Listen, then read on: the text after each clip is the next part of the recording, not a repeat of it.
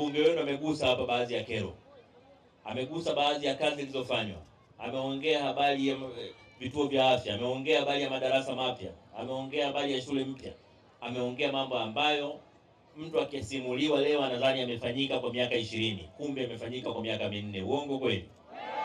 Kabisa.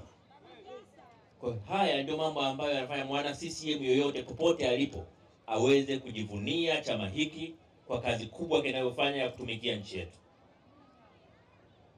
Lakini ndio mambo haya yanafanya watu waendelee kujivunia kuwa na rais wa aina ya Daktari Samia Suluhu Hassan, ambaye akili yake inasumbuliwa na matatizo ya wananchi. Akili yake inasumbuliwa na mambo ya msingi ambayo wananchi wa Tanzania wanatakiwa kuyapata. Akili yake inateswa na mahitaji yetu. Ndio maana wakati mwingine sisi wenyewe hatusemi, wakati mwingine sisi wenyewe hatutambui, lakini wanakaa watu Marekani kule wanasema katika viongozi wa Afrika ambaye amefanya kazi kubwa katika huduma za afya, aliyepunguza vifo vya kina mama wajawazito, aliyepunguza vifo vya watoto wanaozaliwa wakiwa wamefariki na wanaofariki muda mfupi baada ya kuzaliwa, wakasema nambari 1 kwa Afrika ni Daktari Samia Suluhu Hassan.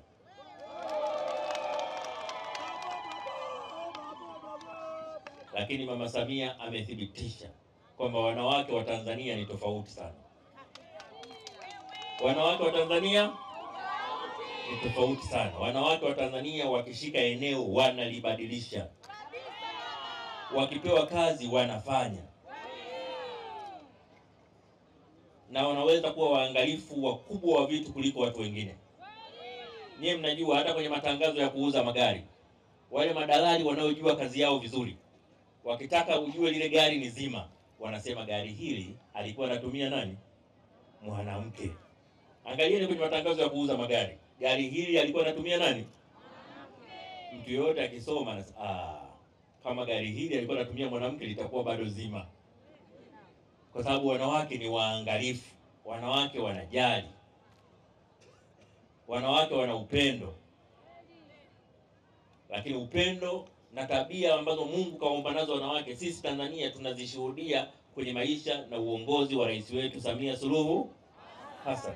Na ni jambo la faraja kubwa kupata kiongozi ambaye anaheshimika Afrika, anaheshimika duniani kwa utendaji wake. Kuna watu wangetamani kuwa na rais kama wetu, lakini hawampati. Na mkisikiliza kwenye mitandao ya kijamii, kuna nchi zingine mnazisikia wananchi wao wanasema, jamani wa Tanzania tubadilishane rais wenu angalau kwa mwaka mmoja. Na mimi nawaambia hakuna habari ya kubadilishana. Kaeni na rais wenu, tunakaa na rais wetu. Kila mtu akae na rais wake. Uongo kweli? Hakuna sababu yoyote ya kubadilishana. Chama cha Mapinduzi kimeendelea kuwa chama cha wananchi, sio chama cha watu wachache. Chama cha Mapinduzi kinaendelea kujali kero, matatizo ya wanyonge wa kawaida.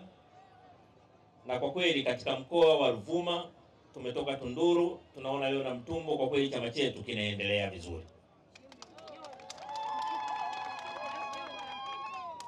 Lakini vile vile katika kuzunguka huku tunaangalia chama chetu kinaisimamia serikali yake inavyopaswa. Chama chetu kinaendelea kuandaa vijana. Maana kama hatuoni vijana wa CCM wanaoandaliwa, tunapata mashaka ya maisha ya baadaye ya chama chetu.